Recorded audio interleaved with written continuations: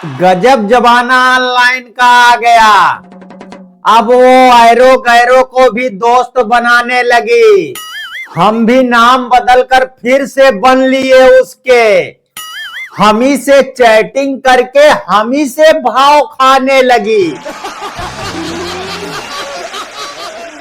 दोस्तों, शादी उसी से करनी चाहिए जिससे करतूतें मिलती हों, कुंडली नहीं। दोस्तों, मेरी शादी के 50 साल हो गए। मैं बुढ़ा हो गया। मेरी दाढ़ी मूछ सब पक गई।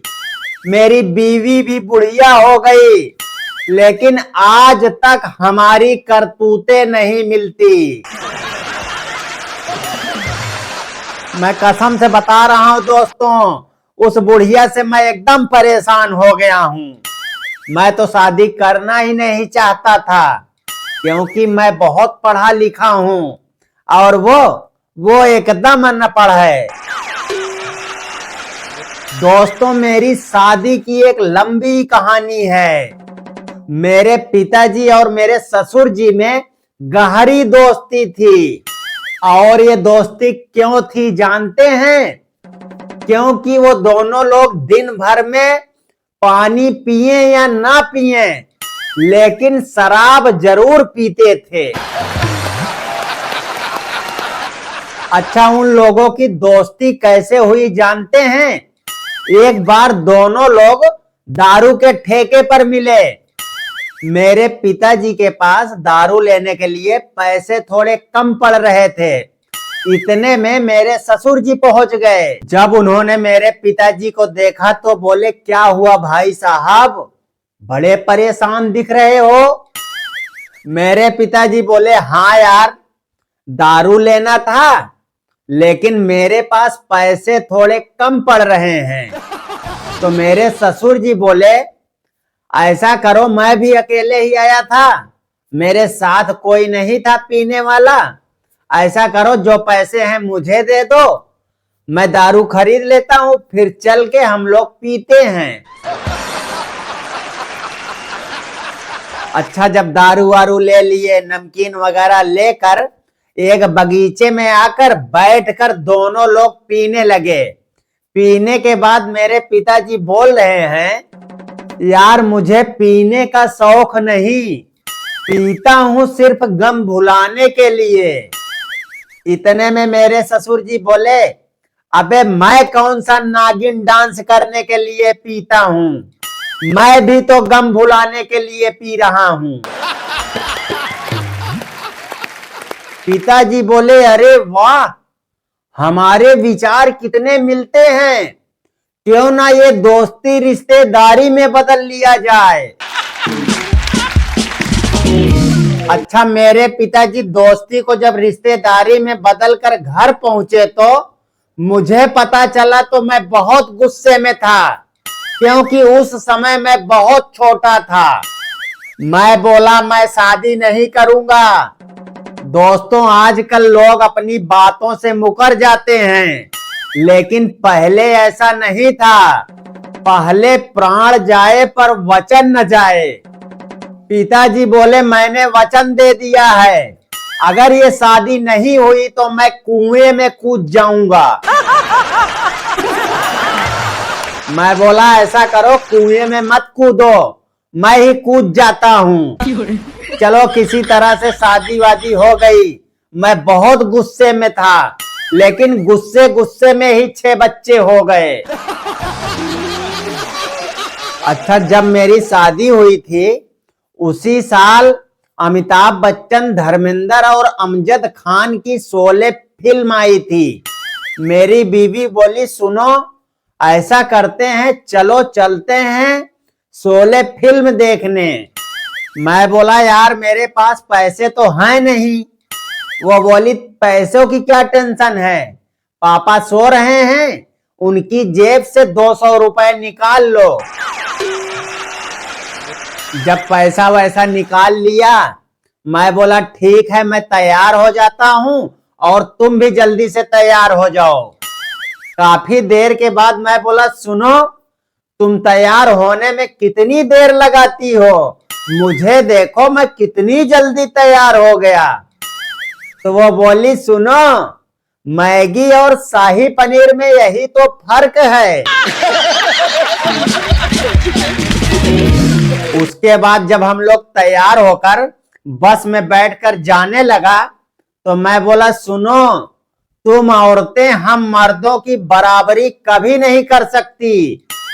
वो बोली, ऐसा नहीं है, हम औरतें भी किसी मर्दों से कम नहीं हैं। मैं बोला, तो फिर एक सूट को 10-10 शादियों में पहन कर दिखाओ।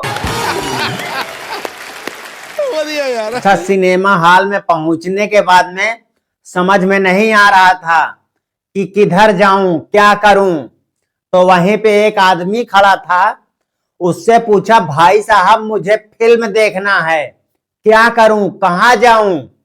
तो वो बोला, ऐसा करो, वो सामने टिकट की खिड़की है, वहां चले जाओ, 10 रुपए देना, वो एक पर्ची देगा लाल लाल, उसको लेकर वो चैनल वाले गेट में घुस जाना। खिड़की के पास गया तो वहां 10-10 के 2 नोट दिया, तो वो लाल लाल 2 पर्ची दिया। वो पर्ची लेके आया, वो चैनल वाले गेट में ऐसे हम दोनों घुसने लगे तो वहां एक आदमी ने रोक लिया। वो बोला, टिकट टिकट। तो उसको टिकट दिया तो उसने ऐसे टिकट फाड़ दिया। तो मेरी बीवी एकदम गुस्से में लाल हो गई।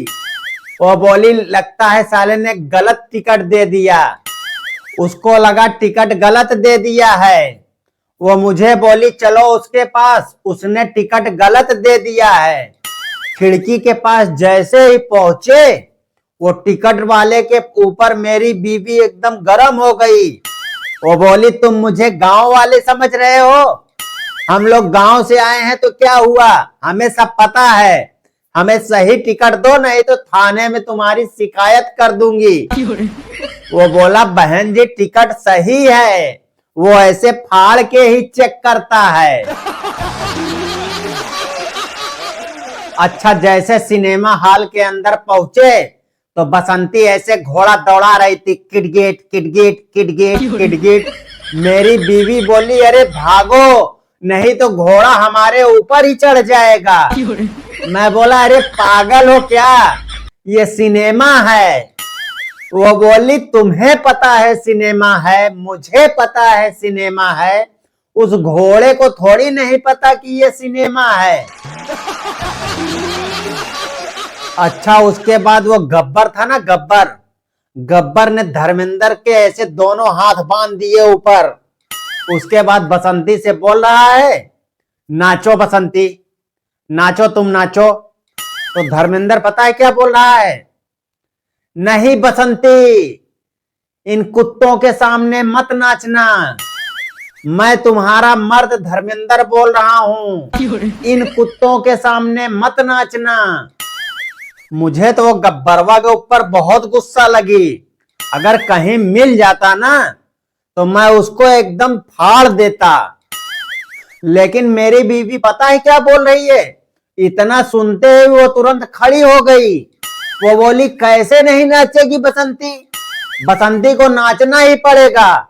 बसंती की नाच देखने के लिए तो हम लोग इतनी दूर से पिक्चर देखने आए हैं, और ये देखो मेरे पास टिकट भी है, नाचना ही पड़ेगा बसंती को।